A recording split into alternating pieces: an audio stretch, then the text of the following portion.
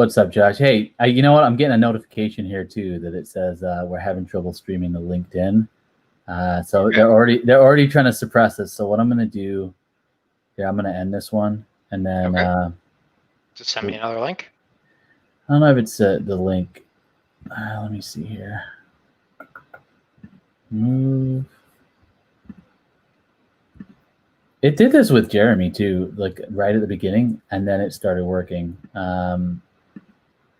We're having trouble. Okay, now we're live on LinkedIn. Okay. It did that same thing with when I had Jeremy on the show. It did the same thing. So, yep, we're live on here now. It looks like there's about 6 people out there, so you can see. Yeah, no, I've got it up on my double screen, so we're good. Nice. Well, everybody, welcome to this kind of impromptu show here in the middle of the week. I got Josh Bobrowsky. Is that how you say your last name? Josh Bobrowsky.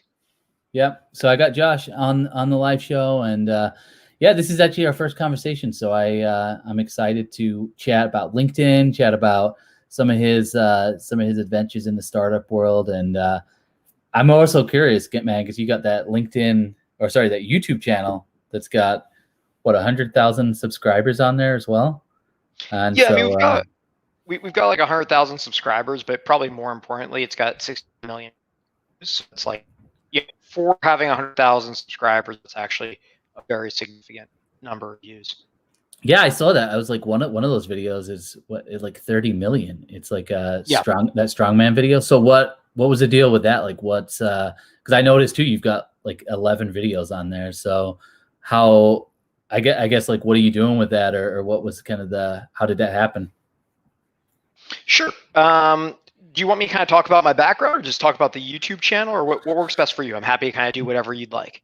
Yeah, why don't we start off with that YouTube channel, and then Sure. and then we'll talk about your background too in a little bit.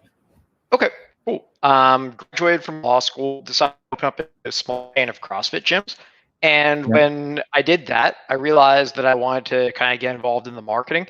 I wasn't really the operational training side of things. My co-founder at the time was. And so we kind of split the tasks up, and I was very big on marketing. And we ended up being the #1 CrossFit gym in the world out of like 11,000 CrossFit gyms for online viewership. So we had a bunch of people following us that liked our page on Facebook when you had an organic reach there. Our YouTube channel ended up, today it's got about 65 million views on it. And then Twitter and a few other platforms. And so what that did was it created a really high volume of interest in our product. And that led to 87 to 93% of our new client acquisitions from that. So it wasn't totally just the vanity metrics from that of, oh, we've got a lot of views or subscribers, but it was really driving real revenue. And that was why we created that. And then when I sold those CrossFit gyms, I retained a personal ownership of that YouTube channel. And you have a little bit of passive income that just comes in through that every month, which is kind of nice. And we've got, like you said, 10, 11 videos and maybe like 65 million views. Yeah, which is, I mean, that within itself, I mean, 65 million views is no joke. So man, that's super interesting. So why don't we dig into your background, man? Because I think your background is, I did a little bit of reading, and it's pretty fascinating. So I'd love to kind of just hear a little bit about your story, and kind of just, I know that you've got your degree in law, and then it looked like, you paid for that, like playing poker? And I mean, it just seems like you got such a crazy background. So why don't you walk us through a little bit about like how you got started, and how your journey's kind of led you to where you are today? Yeah. So in the very simplest of senses, I started my first company when I was about 17 years old. And that would be like a company in the most raw sense of just like, it was a landscaping business, but there was no intellectual property, there was no incorporation. It was really just me going door to door selling services. And then I would actually have a few of my buddies that I would hire underneath me, and it worked out pretty well. And the way that started was I was like 17 years old, and I was a busboy at Outback Steakhouse for about 3 weeks. And one weekend, one of my neighbors needed their landscaping done, and I only had like 2 days off or something. So they need the job done. I hired like 2 or 3 friends to get done in 2 days. And we did it, and we were successful doing it. And I made like $1,000 in 2 days, and paid like each of my friends like $100 a day. So maybe I made like $600 in 2 days, which was more than I would make in a typical like month working as a busboy, or like 3 weeks that I worked before that. And so I never went back to being a busboy after that. That was like the very long and short end of me as an employee. And it was just like way more fun, right? Like at the time, you're hanging out with your buddies, you're out in the sun, you're getting a workout, and you're making pretty decent money. I was like 17 years old, and I used that. I got an undergrad degree in psychology, and then subsequently I got a law degree.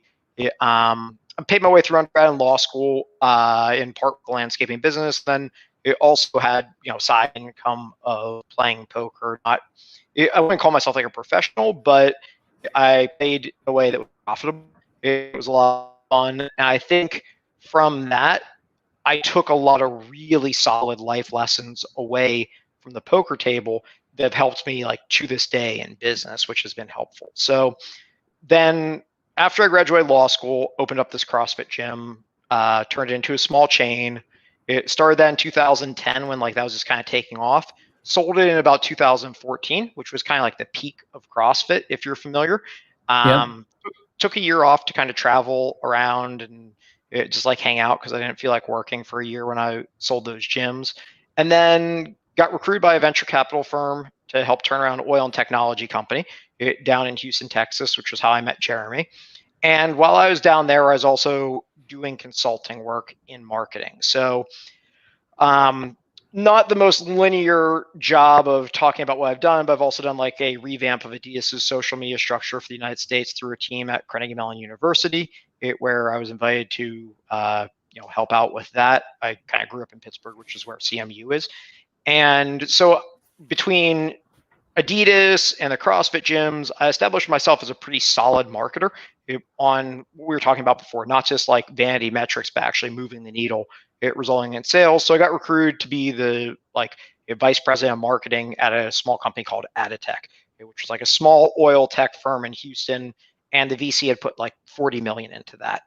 So while I was doing that, I was working there in the daytime. And then at nights or weekends, I was doing consulting work.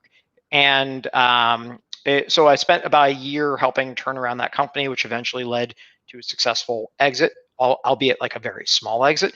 And then the person who I was doing consulting work for ended up being my co-founder of the co-working gyms. So I moved to New York City with like a pitch deck and like a suitcase and an Airbnb. And we got really lucky in that we were able to raise about $5 million in seed capital for our organization. Then we built this company called Ignitia Office, and we did a really nice job. We were named most beautiful office interiors in the world. We opened the space. We were profitable in under 6 months.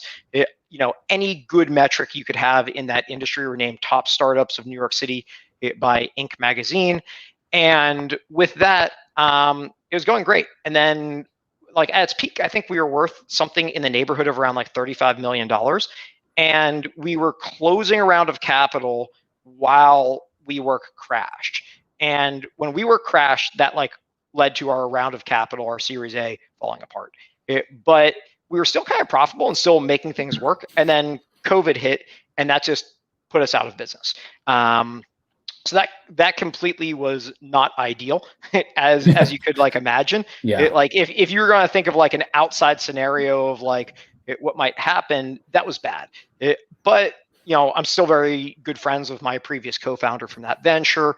All of our investors have said that they would invest in myself or him in a separate project. He's a super smart guy. We got along really well. It wasn't, that was probably something that was pretty far outside of our control. And then right now I'm working on like another project, which is starting a new company.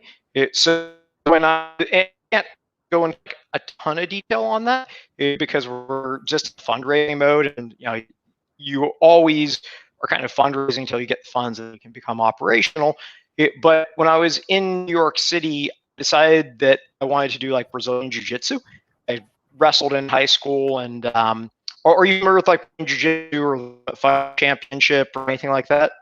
Yeah. Yeah. Okay. So anyways, with that, one day I decided to like call up a gym that was run by a guy named Henzo Gracie. Or are you familiar with like the Gracie family? Like they created the Oh yeah. Ultimate Fighting Championship.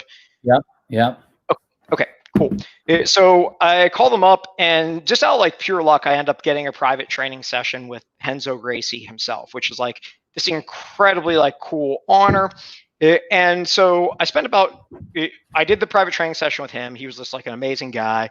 And then one of his business partners is a guy named Luca, and then he ended up becoming my sensei. I spent about 2 years training Brazilian Jiu-Jitsu, and this was kind of like prior to the pandemic. So in this time period, the reason why I'm bringing this up is once that once the pandemic hit and my co-working space shut down, I was still very good friends with my sensei Luca, and he and I talked, and we ended up coming up. Well, he came up with the concept and brought it to me of like my next business venture, which I'm co-founding it with Luca, who's the CEO, and then Henzo Gracie is another one of my business partners, and Hollis Gracie is also a member of the Gracie family. They're my business partners. And what we're doing is creating a professional combat sports franchise league, just in very broad sense. Cool. So, kind of co-founding that with the people who started the Ultimate Fighting Championship, or at least their family. And there's a lot of like nuances in it, but that's the project that I'm currently working on today. So I have this like really, really, really non-linear track of what I've done, and I've got a law degree along the way. So, oh man, I love that. But I've never practiced law. I don't think I'd like being a lawyer very much at all.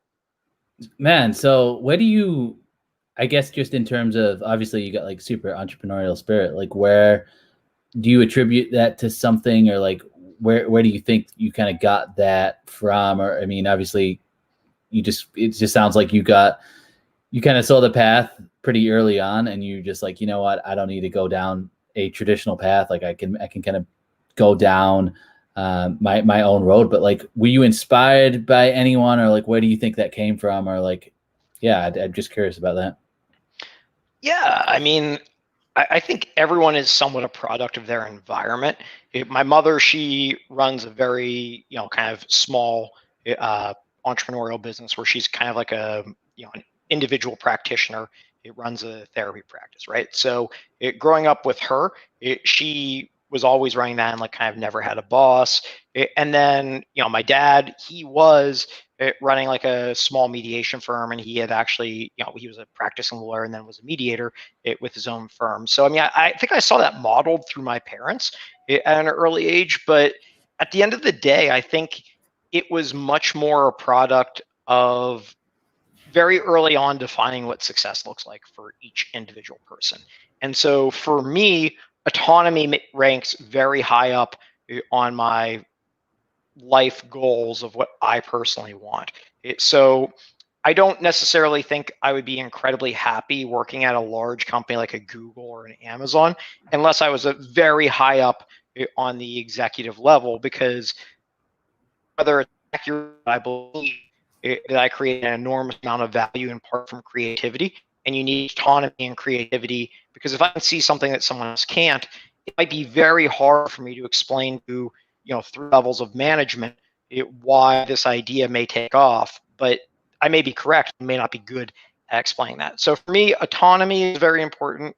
And I like to bet on myself, right? I believe that I can execute, so I kind of put my money where my mouth is. And if I do really well as an entrepreneur, then I become successful, whether that's autonomy, whether that's financial, whether that is some level of accolade or prestige. And I have the opportunity to have that success. And if I'm bad, then it's on me. Then I have the lack of all of those things. And, kind of knock on wood, to date, I've been pretty successful in most things that I've done. And this is actually my first failed business with the Ignitia office, but at the same time, like, I don't feel a loss of enthusiasm from that.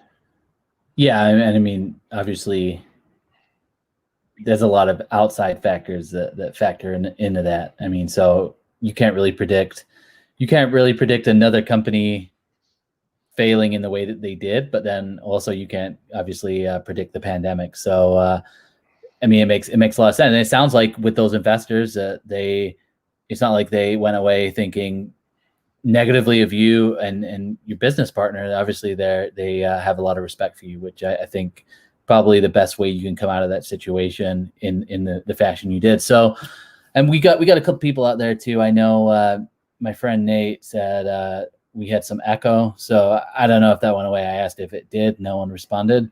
And then Joe just said, hey, so yeah, I mean, I'm curious too. Like, you just started popping up on LinkedIn. Like, what kind of led you to that, and like, where do you?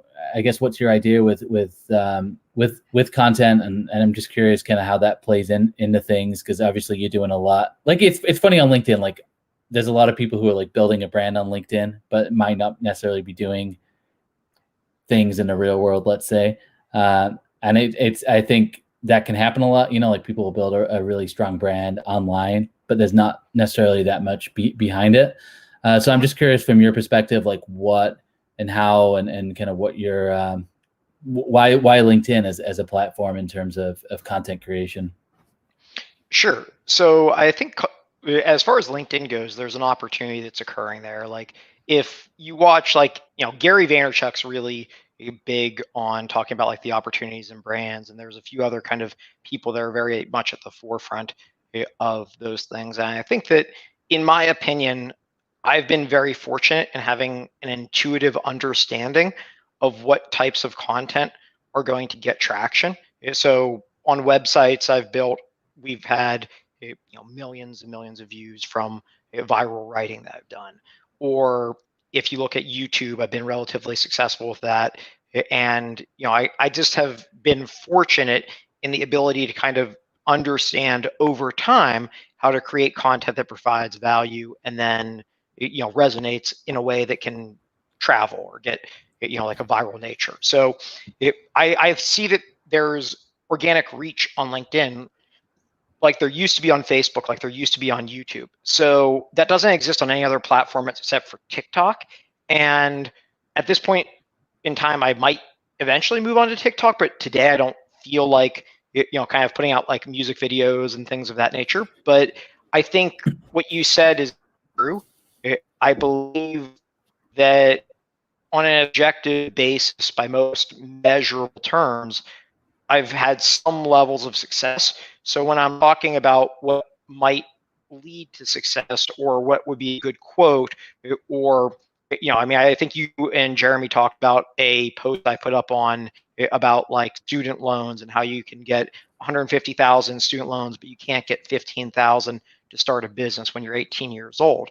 I think that having lived through some of these things in different capacities, I have a good vantage point. And I believe that when people talk to me, like right now, I probably mentor between 3 and 5 new people every week that reach out to me off of LinkedIn. They're early stage in their business. It's just free of charge. I mean, I just like helping people, and it's cool to kind of get a handle on what's going on with like early stage younger entrepreneurs. So I think I have a decent background in it. I mean, I don't at all pretend to be like an Elon Musk or Mark Zuckerberg. I'm not on that level, and I don't pretend to be. But I think, if you look at a lot of the influencers on LinkedIn, there are certainly people that have 100,000, 300,000 followers, and they might create really good copy, but they might not have produced things that move the needle for them personally. And so I think that I run a little bit of a balance of that. I'm certainly not the most successful person. No, I mean, and it was cool seeing that post too. I mean, how many views is that up to? It's got to be up to 1 million views. That post you were talking about. Yeah, I think last time I checked, it was like about 1.4 million views, something like that. Which is, I think it's really funny because a lot of people talk about like the algorithm changing, and so I'm sure you've seen like that conversation where people are the algorithm changing or there isn't as much reach. And I think what's interesting is, I asked you about that post and I was like, why do you think it did so well? And you're like, it just resonates with people. And I think, what's happened is recently there's been a lot more competition on this platform because a lot of people have seen the organic reach, but it doesn't, I think you're at like 6,000 or 7,000 followers and you're getting 1 million views. And that was 2 weeks ago. So obviously the organic reach is still there. It's just you have to find something that's super compelling and that resonates with people. Whereas, you know, probably when I really started creating content a year ago, it was like, you know, or even like 2 years ago when video came out, I know people that would just make a selfie video and it would get 500,000 views, but it's just because the competition wasn't there. So it's cool to see that. And I think, you know, it's cool to see what you're doing. And I think there is a lot of value there, obviously, in the fact that you've been involved in a lot of startups, which I think is super valuable for a lot of entrepreneurs that are on here that are looking to grow. So how do you have that set up? I mean, you mentioned like mentoring people. Is that just kind of randomly that's happening, or are you? Yeah, I mean, I'll get you know, I kind of end up with having an outsized audience for only having whatever I have 7,000 connections, and a lot of people reach out to me. So I mean, I think I don't remember the exact number, but like last week, maybe like 7,000 people viewed my profile in a 1 week period, not in the, you know, the 90 days. Yeah. So a lot of people kind of end up reaching out to me, but I do want to talk on what you mentioned of people are talking about changes in the algorithm. And I think there's a huge problem that's occurring on LinkedIn, and it's engagement pods. And what's happening with a lot of these people is they've got a group of 5 or 15 or 50 people, and they're in an engagement pod. And when you get that, you don't build a sense of what is an effective piece of content that resonates and what is trash. And so you put out a piece, and so it's really bad for you as a writer. I know, right? Yep. Because you put out trash content and you get like 25 people that like it, and you get 25 comments that are like, agree, love this, so smart, you're brilliant, but your content is absolute trash. And then you don't start to build an audience that actually resonates with what you have to say, and you don't get the ability to refine your style of voice that gives your audience value. And so you end up with this block of, okay, you did a post and you said like and follow everybody, and you know, now you've got 12,000 followers or 20,000 followers, but no one cares. Like, you've got an engagement pod, you've got 20,000 followers, you put up like a post that you got 20,000 followers, hooray, but your content is totally trash. And it's not bad to have trash content if you know it, but you don't realize it. And you think your stuff is wonderful. And then you're sitting there wondering, like, what happened with the algorithm? Nothing happened. But the algorithm can see that you have an engagement pod. The same 50 people have commented on this every time. And all of their friends, none of them like it. Right? So it's really killing your organic reach. So if you know, it's one thing to have a gap in your capacity and to realize that and tune it up. It's so much worse for all these people that like think they're crushing it, and then it stops and they can't identify why. And there's like the algorithm. No, your content's bad. Well, and just real quick, Jeremiah just said more competition, but more eyeballs consuming too. Still lots of opportunity, and I think that's in line with the same point. You know, it's and I'm 100% in line with what you're saying, and you know, I've definitely been pretty vocal recently, and as a group of people who are pretty vocal, I think, against pods. And but it's really, to your point, it's not because like it's not because like I'm inherently against like the people in pods. It's just more like I do really feel like it's a disservice to themselves, because it's like you say, it's like, how can you, like, for me, like if I post something, I'm not guaranteed engagement. So like I have to think then a little bit harder into like, is this actually going to resonate with people, or is this going to bring value to the people who are in, you know, my community and in the audience that I've built? Like, is this actually something that's going to resonate with them? Right. And it's cool. Like, you can just, I mean, you can go through my posts and you can see like sometimes it's 80 likes, sometimes it's 4,000, sometimes it's 1,000, sometimes, you know, it's a big variance in it. And I look at that as a strength, because now I'm trying to help people grow on LinkedIn without engagement pods. And I'm because I've tested a lot and because I've experimented and I've let stuff flop and I've let stuff just go down. I mean, that's the kind of the basics of marketing. So I think to your point, it's easy then to say, well, yeah, the algorithm, but then, if you don't learn eventually actually how to produce anything quality, then it's hard to go into other platforms then, and it's hard to actually grow in the future with that, because LinkedIn, it's obviously it's gonna turn into other platforms eventually in terms of organic reach, and you're not gonna have I the don't know same. about that. I actually have an argument against that. You don't think it will? You don't think? Yeah, I'd love to hear that. Well, if you look at a platform like Facebook, their entire revenue structure comes from a freemium model and then paid advertisements, right? Yeah. So that's how Facebook earns their money. That's how they've created a multi-billion-dollar company. But LinkedIn has more of a recurring subscription model that goes into their revenue, and it's not solely ad-based. So LinkedIn has the opportunity to catch up an enormous amount of market share. And the other thing is, Facebook has like a fuse lit the day it started. There was a fuse lit of it won't be cool soon. Right? Like Facebook traded. What made Facebook really cool is, like, I don't know how old you are, but when I was like 22 or like 20, it was a great place to hook up. It was a great place to meet new people. It was cool. It was fun. It was sexy. And the second that your mom is on a platform and baby pictures are like the main focus of what's being shared, it's not sexy. It's not fun. It's not a place to hook up. It's not cool. And so there was this timeline of, Facebook is designed to be like cool for young college students, which it has a very specific skewed demographic, right? And so, but by the time the young college student has kids, they're like 5 or 6 years old, and instead of being like this out there, fun, outrageous individual, they're like a mom, they're a dad, and their pictures are family vacations. That's not interesting, and doesn't provide value in the way that the fun picture of the cute guy or girl at the bar, and you see them and you put a wink in, or whatever you do on Facebook, that goes away. LinkedIn never has that problem, right? Because it's not cool. It's not sexy. This is not a place you should be doing dating. You're not going to slide into someone's DMs like you are on Instagram.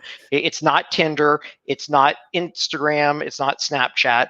And it's not TikTok. It's designed to be a professional platform. And that has an evergreen nature that it doesn't have to have the cool factor.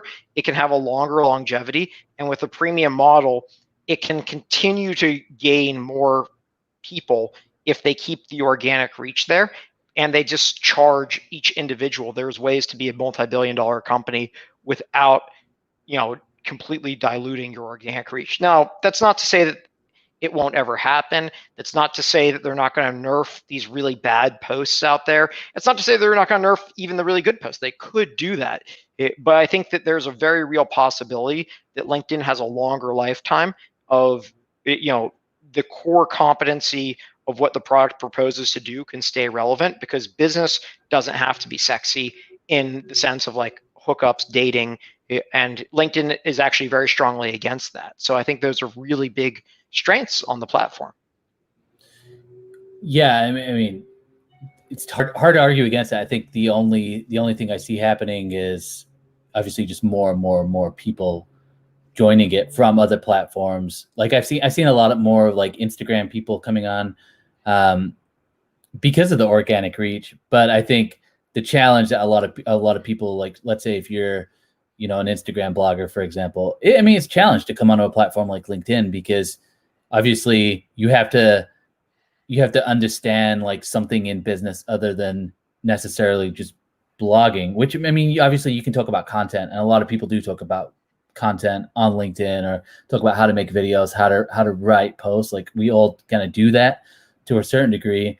But like, I know for myself, like I always have that backdrop I could talk about recruiting. I can talk about the experiences with recruiting, which is relevant. It's relevant information on LinkedIn. Whereas if all I ever talked about was just content, it can, I think then it's challenging to just kind of stay in front of people. And especially now, because there's a lot of people that are talking about just content.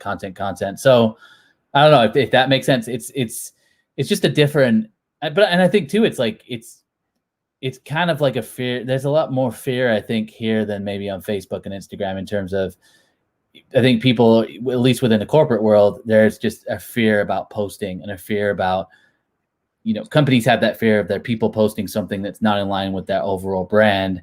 And you just don't get that same sort of feeling on Facebook or Instagram. It's like, have you posted on Facebook this week? Hands up in the room go up.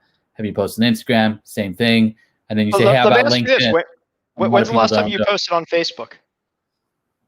Me personally, just last night, but I'm pretty infrequent with that. Okay. And I was personally off Facebook for about 3 years because I watched a TED Talk about how it's just communication disguised as entertainment. And I was like, yeah, this is just wasting my time. And then I thought, what's the only thing that keeps me on here? It's that fear of not getting invited to events and parties. And then the guys, like, they can just text you if they really care. I was like, oh yeah, they can. And so I actually got off Facebook for about 3 years, deleted the account, waited to 30 days. Everything was deleted. And the only reason I stayed on LinkedIn was because as a recruiter, I used the LinkedIn recruiter service, and then I would connect with people, just to reach out to them for jobs. And it wasn't until about a year and a half ago that I started creating on LinkedIn, because it didn't even come from like a place of like, oh, I've got to market myself or I've got to build a brand for myself. I didn't know any of that meant. It was just, oh, you know what? I want to make videos and I want to express myself and I want to talk about recruiting. And it started from that place and it's just developed on from that. So there was no motive at the beginning. I posted on LinkedIn of like, hey, I could get clients, I could do this, but it morphed into that as I started to learn like, oh, this is what content is. So kind of a unique journey, I think, with that. So for me, I look at it like very differently how I get into it. I think I started posting maybe like 4 or 5 months ago, and I took it from a very quantifiable analytic standpoint. So like I have like a database, an Excel sheet, and I track every post I have, and then I track it not through Shield or anything like that. But this is my own thing that's customized for how my brain works, which I think is fine. So I looked at the organic reach, and maybe my first, and this is the story of everyone on LinkedIn, right? My first month I had about 200 views on all of my posts. And then last month, I probably had something in the neighborhood of 2.5 million views. And I consistently double my viewership every single month, right?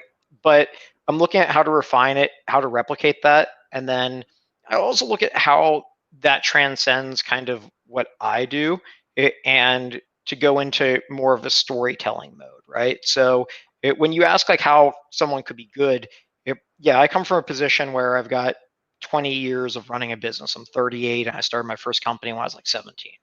So that's my story and that's what I can authentically tell. But I think somebody could be 10 times more popular than me, being like 19 years old and like just telling their story of the job hunt and like talking about like, don't be inauthentic, but just telling where you're at in life. Like people love to follow a story, and you don't even have to be like really successful to be a really successful storyteller. And then with how I quantify things, then my reach and my growth rate, I've actually had some success where like Carnegie Mellon University reached out to me. I'll be teaching a small class on how to utilize like kind of social media in order to get new jobs or build a personal brand. And so I think personal branding is good. I mean, you do a great job with it, right? Like I'm sure that you get an extreme ROI in your business as a recruiter via LinkedIn. I mean, I have like 100% certainty that I would bet a very large amount of money that at least 30% of your revenue is directly or indirectly related to LinkedIn, given your viewership and things like that. Yeah, and I'll just go back to Jeremiah too here real quick. He just said a challenge for LinkedIn myself is that I'm used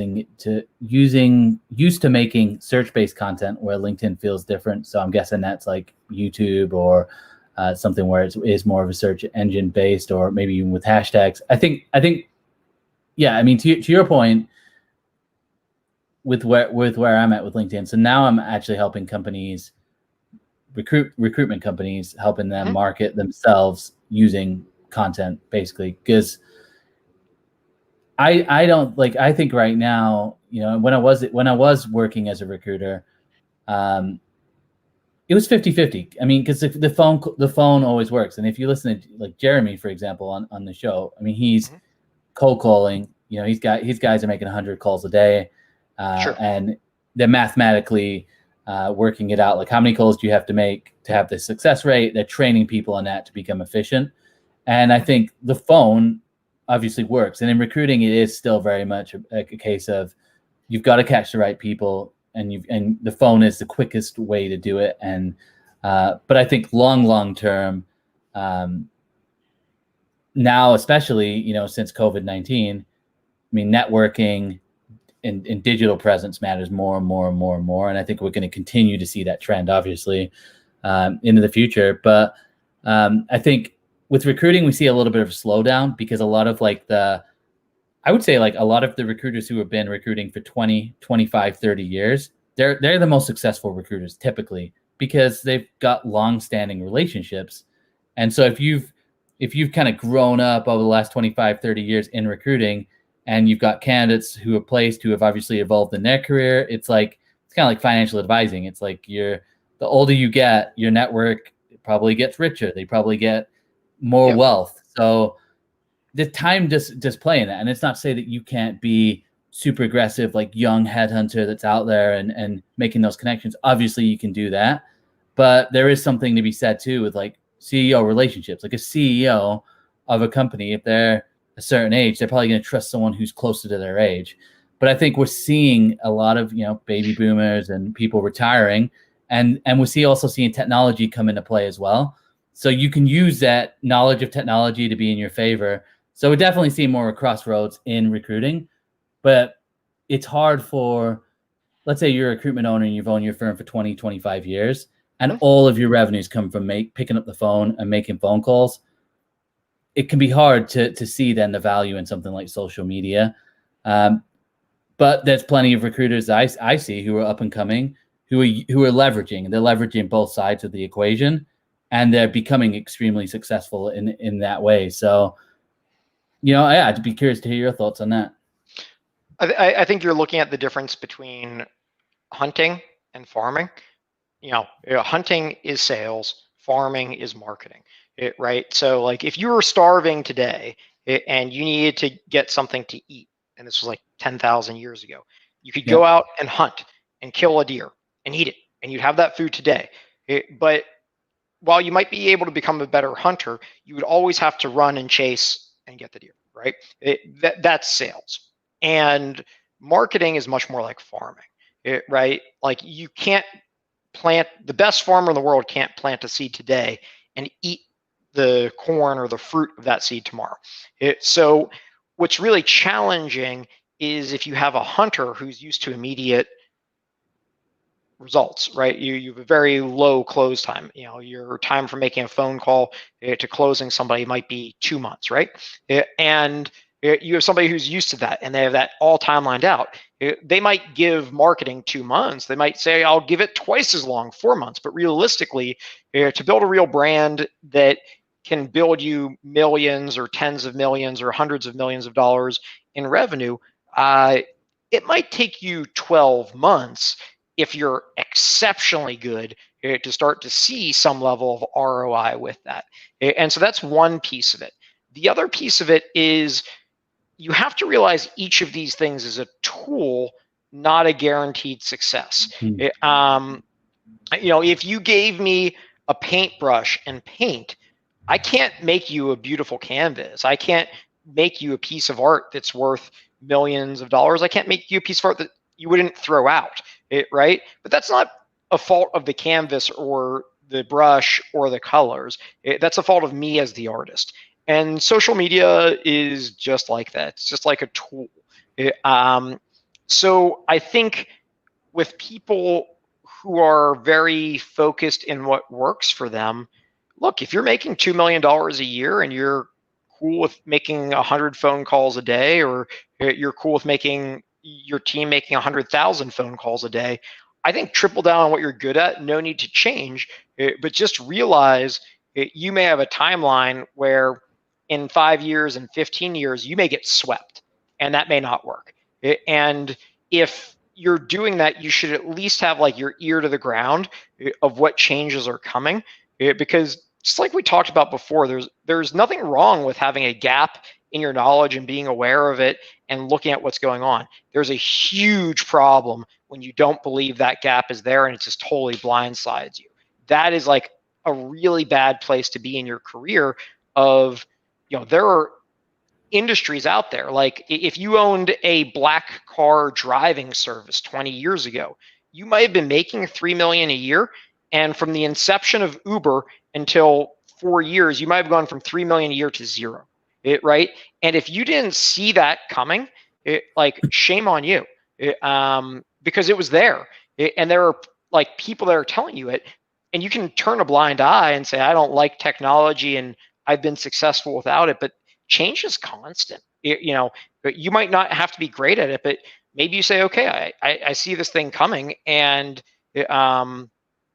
all right, like maybe it's time for me to sell my company that does $3 million a year in revenue to like a bigger conglomerate, and they'll be able to compete, and I'll take some chips off the table, and that's what I want to do. You don't have to engage with it, but you can't ignore it. You just can't. Man, it's huge, and I love it. And Liam just says good analogy, Josh. And love this guy, Liam. He's super smart, brilliant, handsome, great guy. But it's so true what you're saying, and I think like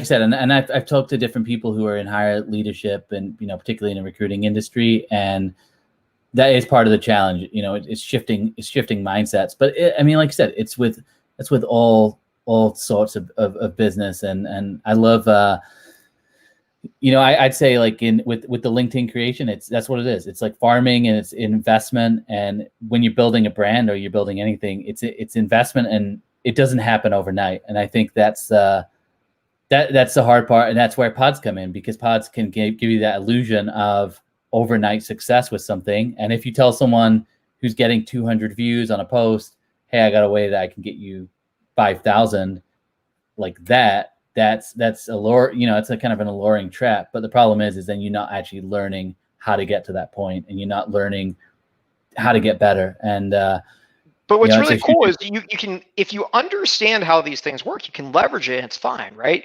Like if I have an engagement pod, but I only ask them to engage when I put up a post that's in my head, one of like my top 10% posts, that's totally fine.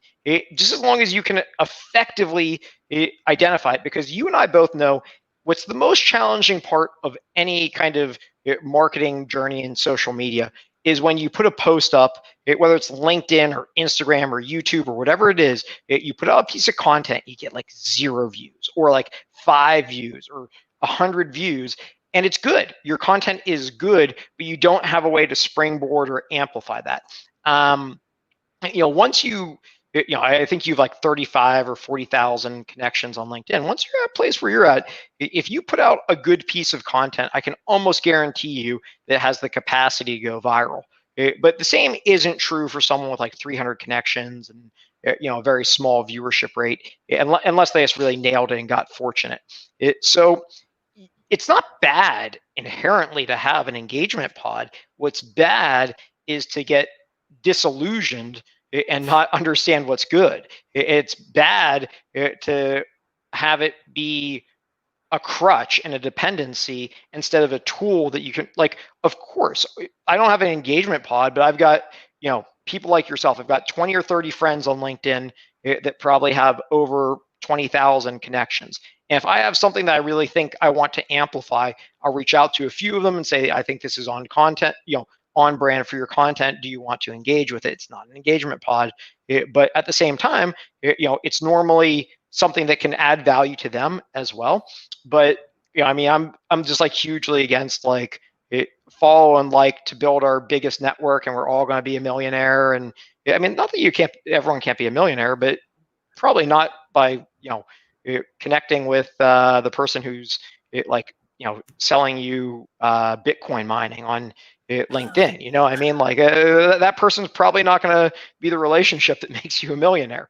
That's kind of my sense on it. And I think that's another thing I think I'm really big on when I talk to younger people on LinkedIn is I don't care who your boss is. I don't care what your job is. I don't care if you get fired. Don't trash your personal reputation because your boss sends you some boilerplate, like total trash email that you're supposed to send out to 500 people a day. That kills your reputation. And it's not going to be a way that kills your reputation where someone says you got a bad grade like you did in school or something. You're never going to get a opportunity that could have been there if you hadn't done that, or if you had taken the time to build a relationship. I mean, like, as a recruiter, I'm sure you know the difference between somebody who you have a single transaction with and somebody who you might work with for 10 years. And the value is infinitely higher for the latter. 100%. I mean, and I think that's what we're seeing on LinkedIn right now anyway. It's a lot of automation. I mean, I've seen it on Facebook where there'll be, someone will send me an ad. Now that I've changed my title on Facebook to founder or owner, I get these ads for people who are like, grow your presence on LinkedIn. I'll send 2,000 connection requests a week for you.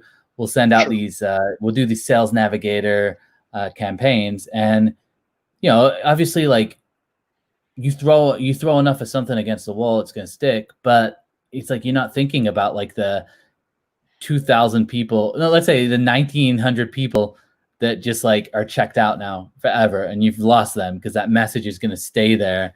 And so, yeah, okay, maybe you can get 4 clients out of that, and you can get, you can do that with a super low percentage. But I mean, that's kind of how I've always seen even bulk emails. It's the same concept. It's like, why not just put the effort in on the 10 to 15 clients that you really want to work with than just putting no effort in, they reach 2,000.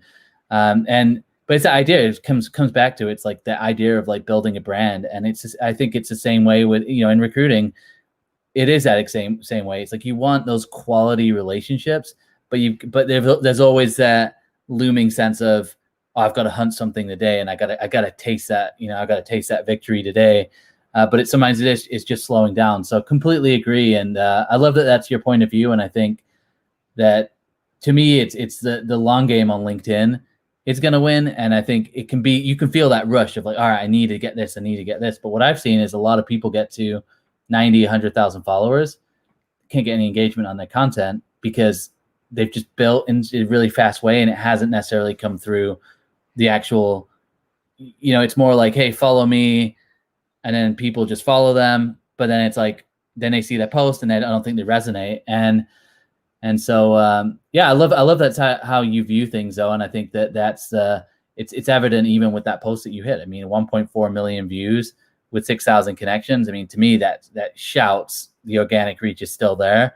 But sure, let's all kind of gather together and let's elevate the content, because I think you now, because there is more competition, you've got to really you got to put out something quality if you really want people to engage with it. So. Yeah, but there's so much diversity of what quality could be. It just has to be what you're passionate about, right? It like that's all it is pick anything that you're passionate about. You're passionate about, recruiting. You're passionate about baseball cards. You're passionate about any subject matter that relates to money, which is any subject matter there is really, and it's business. And talk about it in a genuine way, and talk about what stage you're in. You're middle management at Deloitte. Guess what?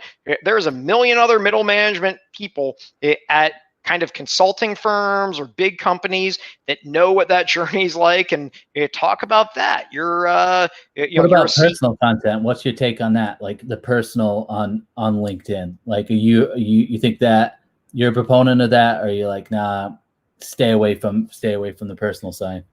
Look, it goes viral all the time. There's like almost a formula of like, oh, my kid did this thing and it relates to business, and aren't they smart, and it made me cry, and here's like a picture of me and my kid, right? And that goes viral very frequently on LinkedIn at the moment, right? And that will probably be a trend that's tailing off today and comes up into the future.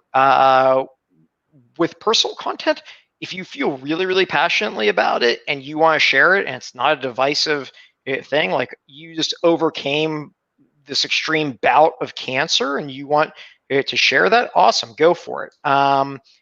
Everything's a personal choice. If you want to, put the bad repairman on blast because he did a bad job repairing your door.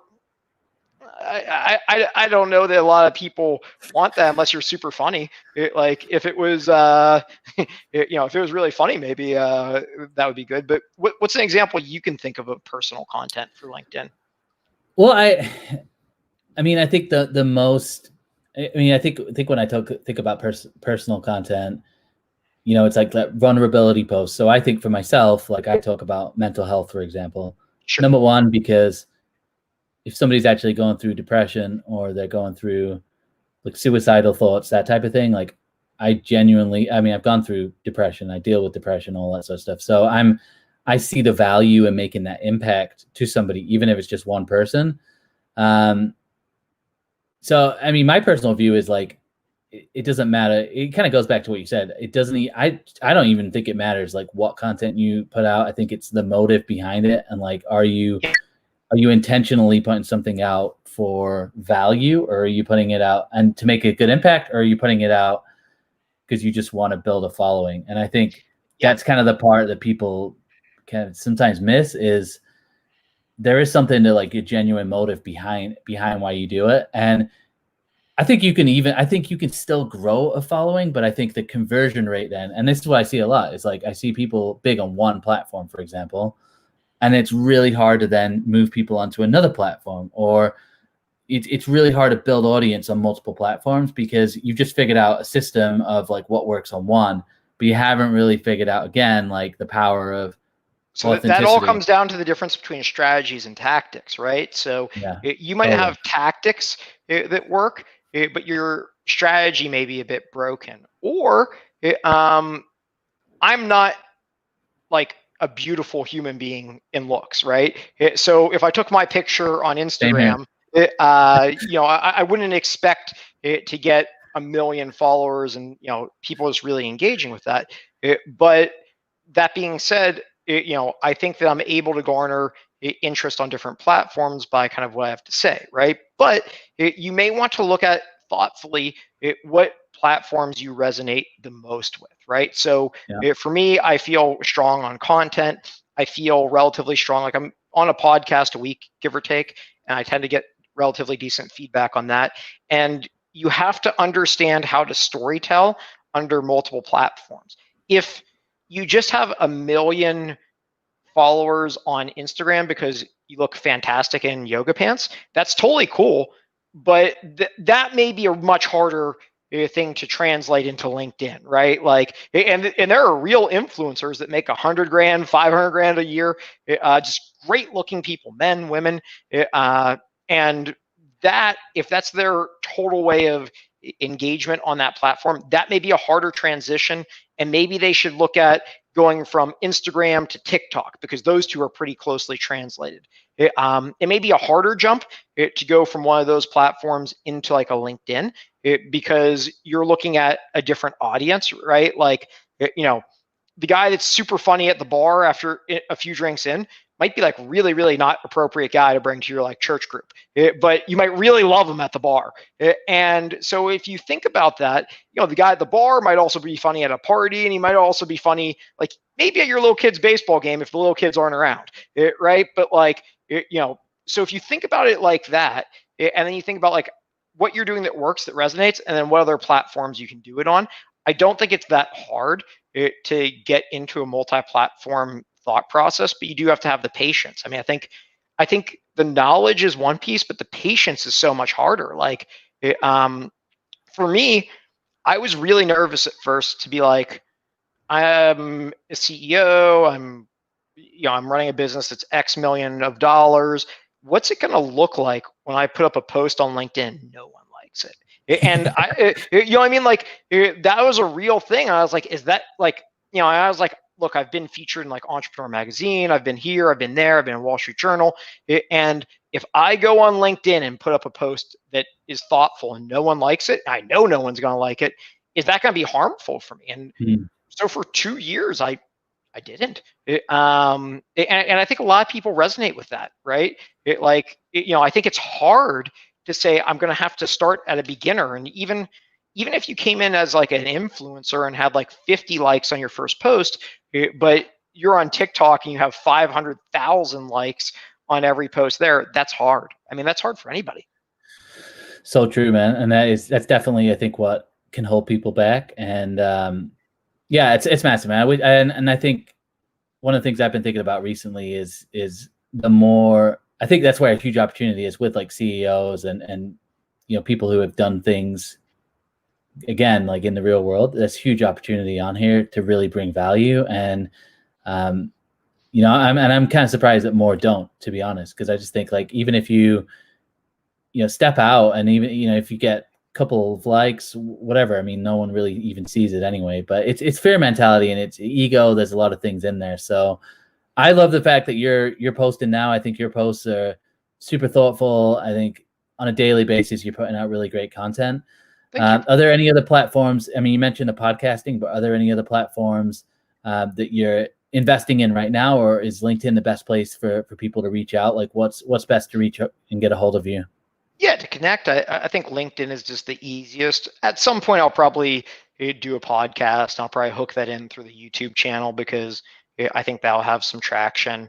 But right now, LinkedIn is the easiest way to contact me for sure. I'm pretty open on here. Awesome, Josh. Well, I know you got a hard stop here, so I want to be sensitive of that, but I appreciate your time, man. And we'll, I'm sure, obviously, we're going to keep connecting. This is great. Thank you so much for having me. I think you're doing great stuff. I think you're putting out great content, very thoughtful, very intelligent, and keep me posted on how I can kind of be helpful, and let's stay in touch. 100%, man. Yeah, just stay on for 1 second here, and I'll just end this broadcast.